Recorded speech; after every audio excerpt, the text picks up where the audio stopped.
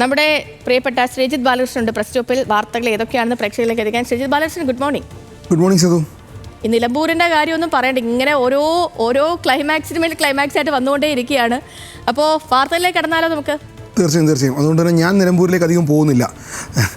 ഞാൻ സ്കൂളുകളിലേക്കാണ് പോകുന്നത്. നാളെ സ്കൂൾ തുറക്കുകയാണ്. പത്രങ്ങൾ വളരെ വിശദമായി തന്നെ നാളെ സ്കൂൾ തുറക്കുന്നതുമായി ബന്ധപ്പെട്ട് വലിയ വാർത്തകൾ തന്നെ നൽകിയിട്ടുണ്ട്.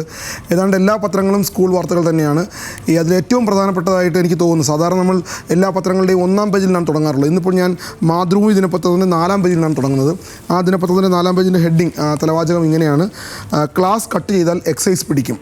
അതൊരു പക്ഷേ നമ്മളുടെ എല്ലാം സ്കൂൾ കാലത്ത് ക്ലാസ് കട്ട് ചെയ്താൽ അധ്യാപകരായിരുന്നു. ഇപ്പോൾ അത് എക്സൈസ് ഉദ്യോഗസ്ഥർ വന്ന് പിടിക്കുന്ന കാലമാണ്. അതെന്താണെന്ന് വിശദമായി മാതൃഭൂമി പറയുന്നുണ്ട്. 101 സ്കൂളുകൾ സംസ്ഥാനത്ത് ഹോട്ട്സ്പോട്ടുകളാണ്. അതായത് ക്ലാസ്സിൽ കയറാതെ കറങ്ങി നടക്കുന്ന കുട്ടികളെ നിരീക്ഷിക്കാനും തിരികെ സ്കൂളുകളിൽ എത്തിക്കാനും എക്സൈസ് സംഘവും ഇനി മുതൽ ഉണ്ടാകുമെന്നുള്ളതാണ്. അതായത് ഈ ലഹരി ഉപയോഗം സംസ്ഥാനത്ത് വളരെയധികം കൂടിയിട്ടുണ്ട് എന്ന് നമുക്കറിയാം. പല രൂപത്തിലാണ് ആ കാര്യങ്ങൾ പോകുന്നത്. അതുകൊണ്ട് തന്നെ ലഹരി ഉപയോഗം അതിനെ നിയന്ത്രിക്കുക എന്നുള്ളതാണ് ഇതുകൊണ്ട് ലക്ഷ്യമിടുന്നത്. അല്ലാതെ ക്ലാസ് കട്ട് ചെയ്ത് എവിടെയെങ്കിലും പോയി എന്നുള്ളതുകൊണ്ട് എക്സൈസ് പിടിക്കുമെന്നുള്ളതല്ല അർത്ഥമാക്കുന്നത്. ലഹരി ഉപയോഗിക്കുന്നവരെ കണ്ടെത്തുക, അതിന് സഹായം ചെയ്യുന്നവരെ കണ്ടെത്തുക, സ്കൂളുകൾക്ക് ചുറ്റും ലഹരിയുമായി കുട്ടികളെ വലവീശി പിടിക്കാൻ ഇറങ്ങിത്തിരിച്ചവരെ കണ്ടുപിടിക്കുക, ആ ലക്ഷ്യമാണ് എക്സൈസിനെ ഏൽപ്പിച്ചിട്ടുള്ളത്. എന്തായാലും അതൊരു വലിയ വാർത്ത തന്നെയാണ്. അതുമാത്രമല്ല, മാതൃഭൂമി ക്ലാസ് കട്ട് ചെയ്താൽ എക്സൈസ് പിടിക്കുമെന്ന് ഒരു കൗതുകമുള്ള ഹെഡിങ് ഇടുമ്പോൾ ദേശാഭിമാനിയും കേരള കൗമുദിയും വലിയ വാർത്തയെ തന്നെയാണ് ഇത് കൊടുത്തിട്ടുള്ളത്. കേരള കൗമുദി 5-ാം പേജിൽ മക്കളെ കാക്കാൻ രക്ഷാകവചം എന്നുള്ളതാണ്. മക്കളെ കാക്കാൻ രക്ഷാകവചം എന്ന ഹെഡിങ് ഒരുപക്ഷെ നാളെ സ്കൂളുകൾ തുറക്കുമ്പോൾ രക്ഷിതാക്കൾക്ക് വലിയ ആശ്വാസം ഉണ്ടാകുന്നൊരു വാർത്തയാണ്. നേർവഴി കാട്ടാനായിട്ട് വഴികളുണ്ട്, ഹെൽപ്പ് ലൈൻ നമ്പറുകളുണ്ട്, ശ്രദ്ധിക്കേണ്ട മാറ്റങ്ങളെക്കുറിച്ച് പറയുന്നുണ്ട്. ഈ ലഹരി ഉപയോഗിക്കുന്നവരുടെ ഈ പ്രായത്തെക്കുറിച്ചും അവർക്ക് സുഹൃത്തുക്കളാണോ ആരാണ് കൊണ്ടെത്തിക്കുന്നത്, അങ്ങനെ കേരള കൗമുദി വളരെ വിശദമായി ഒരു MH വിഷ്ണുവിൻ്റെ ബൈലൈനിൽ മക്കളെ കാക്കാൻ രക്ഷാകവചം എന്നുകൊണ്ട് ഈ വാർത്തയുടെ വലിയ വിശദാംശങ്ങളാണ്. കുറച്ചും കൂടി വിശദമായാണ് വാർത്ത കൈകാര്യം ചെയ്തിട്ടുള്ളത്. ലഹരി മാഫിയെ തുരത്തും വിദ്യാലയങ്ങൾ, അത് മുഖ്യമന്ത്രിയുടെ സ്റ്റേറ്റ്മെൻറ്റ് കൂടി പറയുന്നുണ്ട്. തലമുറകളുടെ രക്ഷയ്ക്ക് വേണ്ടിയാണ് ഇതെന്ന് മുഖ്യമന്ത്രി കൂടി പറയുന്നുണ്ട്. ദേശാഭിമാനിയെ സംബന്ധിച്ച് എല്ലാ സ്കൂളുകളിലും ആൻറ്റി നർക്കോട്ടിക്സ് ക്ലബ് എന്നുള്ളതാണ്. ഈ വാർത്ത 3 രൂപത്തിലാണ് നമ്മുടെ പത്രങ്ങൾ നൽകിയിട്ടുള്ളത്. എക്സൈസ് പിടിക്കുമെന്നുള്ളത്, രക്ഷാകവചം എന്നുള്ളത് Kerala Kaumudi, anti narcotics club എന്നുള്ളത് ദേശാഭിമാനി.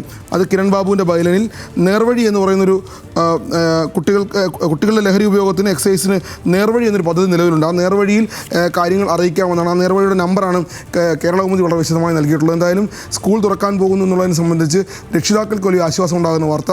സംസ്ഥാനത്ത് ലഹരി ഉപയോഗം വർദ്ധിക്കുന്നു എന്നുള്ളൊരു സൂചന കൂടിയാണ് ഈ വാർത്തയിൽ നിന്നുകൂടി നമ്മൾ മനസ്സിലാക്കേണ്ടത്. ഇനി പോകുന്ന വളരെ വിശദമായി സ്കൂൾ തുറക്കുന്നതിൻ്റെ മറ്റ് വാർത്തകളിലേക്കാണ്. സാധാരണഗതിയിൽ മഴക്കാലമാണ്. സ്കൂൾ തുറക്കുമ്പോഴുള്ള ബുദ്ധിമുട്ടുകളെക്കുറിച്ച് എല്ലാ പത്രങ്ങളും വിശദമായ വലിയ സ്റ്റോറികൾ കൊടുക്കാറുണ്ട്. ഇത്തവണ ആ സ്റ്റോറികളിലേക്കൊന്ന് പോയി വരാം. കേരള കൗമുദി തന്നെയാണ് 1-ാം പേജിൽ. നമുക്കറിയാം, കഴിഞ്ഞ വർഷം വയനാട്ടിലെ ദുരന്തം, ചൂരൽമലയിലെ ദുരന്തം, ആ സ്കൂളിലെ കുട്ടികളെക്കുറിച്ച് ഒന്ന് ഓർക്കുകയാണ് കേരള കൗമുദി. എന്തായാലും ആ കുട്ടികൾ പുതിയ ക്ലാസ് മുറിയിൽ നാളെ മുതൽ ഉണ്ടാകുമെന്നുള്ളതാണ് 1-ാം പേജിൽ ആ വാർത്ത കൗമുദി സ്പെഷ്യലായിട്ട് തന്നെ നന്നായി നൽകിയിട്ടുണ്ട്. മേപ്പാടി GHS ഇതിനോട് ചേർന്ന് ബിൽഡേഴ്സ് അസോസിയേഷൻ ഓഫ് ഇന്ത്യയാണ് 12 ക്ലാസ് മുറികൾ പണിത് നൽകിയത്. അങ്ങനെ സ്കൂളിനെ അപ്പാടെ വിഴുങ്ങിയ ആ ദുരന്തത്തിൽ നിന്ന് അവർ മോചിതരാകുന്നു. 14 കിലോമീറ്റർ അകലെ മേപ്പാടിയിൽ പുതിയ സ്കൂൾ വരുന്നു. ഈ സ്കൂളിന് സൗകര്യക്കുറവ് പ്രശ്നമായതിനെ തുടർന്നാണ് ബിൽഡേഴ്സ് അസോസിയേഷൻ പുതിയ സ്കൂൾ നിർമ്മിച്ച് നൽകിയത് എന്നൊക്കെ പറഞ്ഞുകൊണ്ട് വളരെ വിശദമായിട്ടാണ് കേരള കൗമുദി ചൂരൽമലയിലെ കുട്ടികളെക്കുറിച്ചും വെള്ളാർമലയിലെ കുട്ടികളെക്കുറിച്ചും, വെള്ളാർമല GHS എന്നുള്ളത് നമ്മൾ പലപ്പോഴായി ആ പേരുകൾ നമ്മുടെ മനസ്സിലേക്ക് വന്നതാണ്. ഒരു പാട്ടും കവിത, ഒരു അധ്യാപകൻ എഴുതിയ കവിതയുമൊക്കെ വെള്ളാർമല GHSനെ കുറിച്ചുണ്ട്. അതുകൊണ്ട് തന്നെ ആ വെള്ളാർമല GHSലെ കുട്ടികൾക്ക് പുതിയ സ്കൂൾ ഉണ്ടാകുന്നു, പുതിയ കെട്ടിടം ഉണ്ടാകുന്നുള്ളത് കേരള കൗമുദി 1-ാം പേജിൽ കൊടുക്കുമ്പോൾ അതൊരു പക്ഷേ നല്ലൊരു വാർത്തയെ തന്നെ കാണണം. പോസിറ്റീവ് വാർത്തയെ തന്നെയാണ് അതിനെ കാണേണ്ടത്. ഇനി മനോരമയാണ്. മനോരമ 1-ാം പേജ്, നമുക്കറിയാം, മനോരമ 1-ാം പേജിൽ വളരെ മനോഹരമായിട്ടാണ് നാളെ മുതൽ ഹാപ്പി സ്കൂൾ ഡേയ്സ് എന്നാണ് തലവാചകം തന്നെ നൽകിയിട്ടുള്ളത്. ആ വാർത്തയിൽ ഹാപ്പി സ്കൂൾ ഡേയ്സിൽ നാളെ സ്കൂൾ തുറക്കും, സംസ്ഥാന പ്രവേശനോത്സവം ആലപ്പുഴയിലുണ്ട് എന്നൊക്കെ പറയുമ്പോഴും മനോരമ ആ വാർത്തയിൽ ഏറ്റവും നന്നായി കൊടുത്തിട്ടുള്ളത് ഒരു ഹെഡിങ് ഞാൻ വായിക്കാം. കാണുന്നില്ലേ അച്ഛ ഞങ്ങൾ സ്കൂളിലേക്ക് എന്നുള്ളതാണ് മനോരമയുടെ ഹെഡിങ്. ആ വാർത്ത, അതായത് ഭർത്താവിൻ്റെ മരണശേഷം IVF ചികിത്സയിലൂടെ ഷിൽന ജന്മം നൽകിയ ഇരട്ട കുട്ടികൾ നാളെ സ്കൂളിലേക്ക് എന്നുള്ളതാണ്. പുസ്തകത്തിലെ പൂമ്പാറ്റയ്ക്ക് ഏത് നിറം കൊടുക്കുമെന്ന് ചോദിച്ചപ്പോൾ നിമമിത്രയ്ക്ക് മഞ്ഞ മതി. നിമമിത്ര ആ 2 കുട്ടികളിൽ ഒരാളാണ്. അതായത് ഭർത്താവിൻ്റെ മരണശേഷം IVF ചികിത്സയിലൂടെ ഷിൽന എന്ന് പറയുന്ന യുവതി ജന്മം നൽകിയ ഇരട്ട കുട്ടികൾ നാളെ സ്കൂളിലേക്ക്. വളരെ രസകരമായ, വളരെ നമുക്ക് സന്തോഷം നൽകുന്ന ഒരു വാർത്ത നാളെ സ്കൂൾ തുറക്കുന്നതുമായി ബന്ധപ്പെട്ട് മനോരമ 1-ാം പേജിൽ നൽകിയിട്ടുണ്ട്. നീണ്ടകാലം പ്രണയിച്ച് വിവാഹം കഴിച്ചവരാണ് സുധാകരനും ഷിൽനയും. ആ വാർത്ത ഇങ്ങനെ പോകുന്നുണ്ട്. വളരെ ഒരുപക്ഷെ വായിച്ചിരുന്നു പോകുന്ന ഒരു വാർത്ത കൂടി മനോരമ 1-ാം പേജിൽ അതുമായി ബന്ധപ്പെട്ട് നൽകുന്നു. ഈ മാധ്യമത്തിലേക്ക് പോയാൽ ഇടമലക്കുടിയിലെ കുട്ടികൾ നമുക്കറിയാം കേരളത്തിലെ ഒരേ ഒരു ട്രൈബൽ പഞ്ചായത്താണ് ഇടമലക്കുടി. അവിടുത്തെ കുട്ടികൾ ചോദിക്കുന്നു എങ്ങനെ ഞങ്ങൾ സ്കൂളിലെത്തും. മഴക്കാലമാണ്, ഇടമലക്കുടി നമുക്കറിയാം ഉരുൾപൊട്ടാൻ പോലും സാധ്യതയുള്ള പ്രദേശമെന്ന് ആ രൂപത്തിൽ, അതായത് വലിയ മഴക്കാലത്ത് എങ്ങനെയാണ് സ്കൂളുകളിലേക്ക് പോകുക, വാഹന സൗകര്യമില്ലാത്ത ഒരു ട്രൈബൽ പഞ്ചായത്താണ്. അവിടെ കുട്ടികൾ എങ്ങനെ സ്കൂളിലേക്ക് പോകും എന്നുള്ളതാണ് അവരുടെ പ്രശ്നം. കാട്ടാനയുണ്ട്, മലവെള്ളപ്പാച്ചിലുണ്ട്, അങ്ങനെ നെഞ്ചിടിപ്പേറ്റുന്നതാണ് ഈ കുട്ടികളുടെ യാത്ര. സ്കൂളിൽ കുട്ടികളുടെ എണ്ണം കുറയുന്നു എന്നുകൂടി മാധ്യമം പറഞ്ഞു വെക്കുന്നുണ്ട്. എന്തായാലും മാധ്യമവും കേരളകൗമുദിയും മനോരമയും മാതൃഭൂമിയും ഒന്നാം പേജിൽ വളരെ വിശദമായി സ്കൂൾ തുറക്കുന്നതുമായി ബന്ധപ്പെട്ട നല്ല സ്റ്റോറികൾ നൽകിയിട്ടുണ്ട്. വായിച്ചാൽ സന്തോഷമുള്ള വാർത്തയാണ്, അല്ലെങ്കിൽ ആ രൂപത്തിലാണ്. ഇനി ഒരു കാര്യം കൂടി, മാധ്യമം തന്നെ ഒന്നാം പേജിൽ അവരുടെ ഏറ്റവും പ്രധാനപ്പെട്ട വാർത്തയായി കൊടുത്തിട്ടുള്ളത് ലക്ഷദ്വീപിലെ സ്കൂളുകളെക്കുറിച്ചാണ്. ലക്ഷദ്വീപിലെ സ്കൂളുകളിൽ അറബിയും മഹലും പുറത്താണ്, അതായത് 2 ഭാഷയാണ്. ഈ ത്രിഭാഷാ പദ്ധതി നടപ്പാക്കാൻ കേന്ദ്ര സർക്കാർ തീരുമാനിച്ചതോടെയാണ് ഈ അറബി പഠിക്കുന്നതിന് കുട്ടികൾക്ക് ബുദ്ധിമുട്ടുണ്ടാകുന്നത്. ഇനി അവിടെ അറബി പഠിക്കാൻ കഴിയില്ല. ദ്വീപിൽ ജൂൺ 9 സ്കൂളുകൾ തുറക്കുന്നത്. കഴിഞ്ഞ വർഷം വരെ അറബി പഠിച്ച വിദ്യാർത്ഥികൾ പകരം ഹിന്ദി പഠിക്കേണ്ടി വരും എന്നാണ് മാധ്യമം പറയുന്നത്. എന്തായാലും ലക്ഷദ്വീപിലെ കുട്ടികൾ ഇനി അറബി പഠിക്കില്ല. ഒരുപക്ഷെ കൂടുതൽ വലിയ ക്ലാസ്സുകളിലേക്ക് പോകുമ്പോൾ അവർ പഠിക്കേണ്ടത് ഹിന്ദി ആയിരിക്കും. അറബി അവർ മറക്കേണ്ടി വരും. ഇതുവരെ പഠിച്ച അറബി ഇനി ഹിന്ദിയിലേക്ക് മാറേണ്ടി വരും എന്നുകൂടിയാണ്. ഇതാണ് സ്കൂൾ തുറക്കലുമായി ബന്ധപ്പെട്ട് വലിയ വാർത്തകൾ പത്രങ്ങൾ നൽകിയിട്ടുള്ളത്. അതുമാത്രമല്ല, മാതൃഭൂമി ഒരു വാർത്തയും കൂടിയുണ്ട് 7-ാം പേജിൽ. ഒരുപക്ഷെ ഇന്നത്തെ പ്രസ് സ്റ്റോപ്പ് പൂർണ്ണമായും ഇതിൽ മുങ്ങിപ്പോകാൻ സാധ്യതയുണ്ട്. ഇത് കഴിഞ്ഞ ദിവസം വന്നൊരു വാർത്തയുടെ തുടർച്ചയാണ്. ഈ വരാൻ പോകുന്ന അധ്യയന വർഷം ഇനി നല്ല കാര്യങ്ങൾ പഠിക്കാൻ ഒരു മണിക്കൂർ സ്കൂളുകളിൽ മാറ്റിവെക്കുന്നുണ്ട്. ഈ വാർത്ത 1-ാം പേജിൽ കഴിഞ്ഞ ദിവസം വന്നതാണ്. ഒരുപക്ഷെ നാളെ സ്കൂൾ തുറക്കാൻ പോകുന്നതുമായി ബന്ധപ്പെട്ട് ഈ വാർത്ത കൂടി പറഞ്ഞു പോവുകയാണ് മാതൃഭൂമി. ബോധവൽക്കരണം ഈ ജൂൺ 3 മുതൽ, അതായത് സ്കൂൾ തുറന്ന അടുത്ത ദിവസം മുതൽ 13-ാം തീയതി വരെ 1 മണിക്കൂർ നല്ല കാര്യങ്ങൾ പഠിക്കാനായി സ്കൂളിൽ മാറ്റിവെക്കും. ഞാൻ വിശദമായി മുമ്പൊരിക്കൽ പ്രസ് സ്റ്റോപ്പിൽ പറഞ്ഞതാണിത്. ഒന്നുകൂടി പറഞ്ഞു പോകുന്നു, ഇന്ന് ആ വാർത്ത വീണ്ടും വന്നതുകൊണ്ട്. ഇനി നമ്മൾ പോകുന്നത് മാതൃഭൂമിയുടെ ഏറ്റവും പ്രധാനപ്പെട്ട വാർത്ത, ഒരുപക്ഷെ മലയാളി ഈ കാലത്ത് ചർച്ച ചെയ്യേണ്ട വലിയ വാർത്തകളിലൊന്നാണ്. മുഖ്യമന്ത്രിയുടെ ദുരിതാശ്വാസ നിധിയുമായി ബന്ധപ്പെട്ട് ഒരുപാട് വാർത്തകൾ വന്നതാണ്, വലിയ വിവാദങ്ങൾ ഉണ്ടായതാണ്.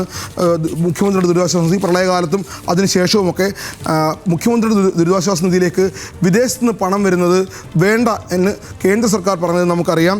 അതായത് UAE നമുക്ക് 700 കോടി നൽകാൻ ഒരിക്കൽ തീരുമാനിച്ചിരുന്നു.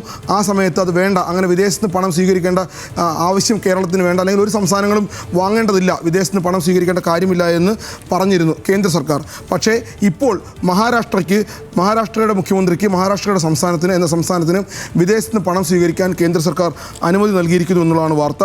വിദേശ സംഭാവനകൾ സ്വീകരിക്കാൻ മഹാരാഷ്ട്ര മുഖ്യമന്ത്രിയുടെ ദുരിതാശ്വാസ നിധിക്ക് കേന്ദ്ര സർക്കാരിൻ്റെ അനുമതി. അതാണ് ഈ വാർത്ത. ഒരുപക്ഷെ കേരളത്തോട് കാണിച്ച വലിയ അനീതിയായിരുന്നു അത്. 700 കോടി എന്നുള്ളത് കേരളത്തിന് അന്ന് വലിയ ആകുമായിരുന്നു.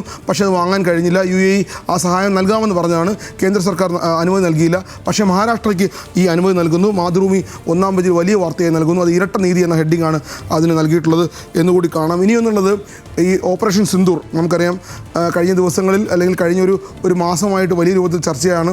ഇന്ത്യ വലിയ അഭിമാനത്തോടെ പറഞ്ഞ കാര്യമാണ്. പ്രധാനമന്ത്രിയും നമ്മുടെ സൈനിക മേധാവിമാരും ഒക്കെ അഭിമാനത്തോടെ പറയുന്നു, നമ്മളും അഭിമാനത്തോടെ കേൾക്കുന്ന കാര്യമാണ്, അല്ലെങ്കിൽ കണ്ടിരുന്ന കാര്യമാണ് ഓപ്പറേഷൻ സിന്ദൂർ എന്നുള്ളത്.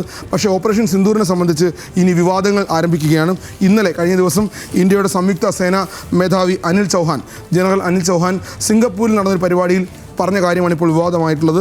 നമ്മുടെ യുദ്ധവിമാനങ്ങൾ തകർന്നിട്ടുണ്ടോ എന്ന് പലരും ചോദിച്ചുള്ള കാര്യമാണ്. നമ്മൾ അങ്ങോട്ട് പോയി അടിക്കുന്നു, പക്ഷേ നമുക്കൊന്നും സംഭവിച്ചിട്ടില്ല എന്ന് പറയുന്നു. പക്ഷേ യുദ്ധവിമാനങ്ങൾ തകർന്നോ എന്നൊരു ചോദ്യം വരുമ്പോൾ അദ്ദേഹം പരോക്ഷമായി അത് സമ്മതിച്ചു എന്നാണ് മാതൃഭൂമി പറയുന്നത്. പരോക്ഷമായി സമ്മതിച്ച് സംയുക്ത സേനാ മേധാവി.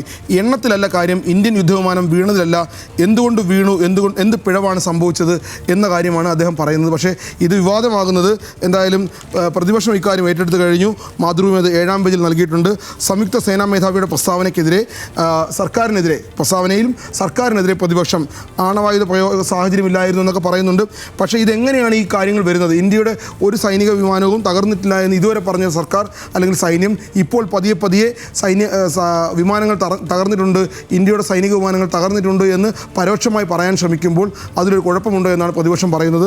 അത് പ്രതിപക്ഷം കൂടി പറയുമ്പോൾ ഒരുപക്ഷെ വലിയ കാര്യമായി കാണേണ്ടി വരും. വരും ദിവസങ്ങളിൽ വലിയ വിവാദമാകുന്ന ഒരു വാർത്ത കൂടിയാണത്.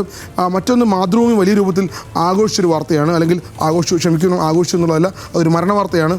അത് വലിയ രൂപത്തിൽ നൽകിയിട്ടുള്ളൊരു വാർത്തയാണത്. വാൽമീക് ധാപ്പർ, കടുവകളുമായി ബന്ധപ്പെട്ട് ഇപ്പോൾ നമുക്കറിയാം, കടുവകളെ വെടിവെച്ച് കൊല്ലണമെന്നൊക്കെ നമ്മുടെ സംസ്ഥാനം ആവശ്യപ്പെടുമ്പോൾ അതിനെതിരെ നിലകൊണ്ട കടുവകളുടെ അല്ലെങ്കിൽ കടുവാ സംരക്ഷണത്തിന് വേണ്ടി ഇന്ത്യയിൽ നിലകൊണ്ട ഒരു വലിയ ശാസ്ത്രജ്ഞൻ അദ്ദേഹം മരിച്ചു എന്നുള്ള വാർത്ത മാതൃഭൂമി വലിയ രൂപത്തിൽ നൽകിയിട്ടുണ്ട്. അത് മാത്രമല്ല 1-ാം പേജിലെ മരണ വാർത്തയ്ക്കൊപ്പം 6-ാം പേജിൽ ടൈഗർ മാൻ എന്ന രൂപത്തിൽ അദ്ദേഹത്തെക്കുറിച്ച് വലിയൊരു ലേഖനം, സദാനന്ദ് മേനോൻ്റെ ലേഖനം, ഡോക്ടർ PS ഈസയുടെ ലേഖനം, അതായത് ഏതാണ്ട് എഡിറ്റോറിയൽ പേജ് പൂർണ്ണമായും ടൈഗർ മാന് വേണ്ടി മാറ്റിവെക്കുകയാണ്. പരിസ്ഥിതിയെപ്പറ്റി, ആവാസ വ്യവസ്ഥയെപ്പറ്റി, കടുവയെപ്പറ്റിയൊക്കെ പറയുമ്പോൾ ഇദ്ദേഹം വാൽമീക് ഥാപ്പറിൻ്റെ പേര് ഓർക്കാതെ മുന്നോട്ട് പോകാൻ കഴിയില്ല എന്നാണ് മാതൃഭൂമി പറയുന്നത്. പക്ഷേ ഈ വാർത്തയിൽ എനിക്ക് എൻ്റെ ഉള്ളിൽ തോന്നുന്നത് അദ്ദേഹം വലിയൊരു മനുഷ്യനാണ്. ഇന്ത്യയിലെ കടുവകളെ സംരക്ഷണത്തെ സംബന്ധിച്ച് വലിയ മനുഷ്യൻ തന്നെയാണ്. ഒരുപാട് പുസ്തകങ്ങൾ എഴുതിയിട്ടുള്ള വ്യക്തി തന്നെയാണ്. അദ്ദേഹത്തിൻ്റെ ഭാര്യ നമുക്കറിയാം വലിയ സിനിമാ കുടുംബത്തിൽ നിന്ന് വന്ന വ്യക്തിയാണ്. പക്ഷേ ഈ കടുവ സംരക്ഷണവുമായി ബന്ധപ്പെട്ട് കേരളമടക്കമുള്ള സംസ്ഥാനങ്ങൾ ഇന്നുകൂടി വനമന്ത്രി പറയുന്നത് കടുവകളെ വെടിവെച്ച് കൊല്ലാൻ അനുമതി നൽകണമെന്നാണ്. അത് ആ വാർത്ത നിൽക്കുമ്പോഴാണ് ഇദ്ദേഹത്തിൻ്റെ മരണവാർത്ത വരുന്നത് എന്നുകൂടിയാണ്. മറ്റൊരു കാര്യം, മാതൃഭൂമി ഏതാണ്ട് 5-ാം പേജിൽ നൽകിയിട്ടുള്ളൊരു വാർത്തയാണ്. മറ്റ് പത്രങ്ങൾ മറന്നുപോയൊരു കാര്യം കൂടിയാണ്. ദുബായിൽ മലയാളി പരിപാടിയിൽ ഷാഹിദ് അഫ്രീദി. അത് ആ വാർത്തയുടെ പ്രാധാന്യം എന്താണെന്ന് വെച്ചാൽ ഒരു മലയാളി കമ്മ്യൂണിറ്റിയാണ് പരിപാടി നടത്തിയിട്ടുള്ളത്. നമ്മുടെ കുസാറ്റാണ്, കുസാറ്റിൻ്റെ പഴയ അലൂമിനിയാണ് ആ പരിപാടി നടത്തിയിട്ടുള്ളത്. അത് വിവാദമാകുന്നു എന്നുകൂടി മാതൃഭൂമി 5-ാം പേജിൽ പറഞ്ഞു വെക്കുന്നു. എന്തായാലും ഒരുപാട് വാർത്തകളുള്ള ദിവസം പ്രസ് സ്റ്റോപ്പ് വേഗം അവസാനിപ്പിക്കുന്നു.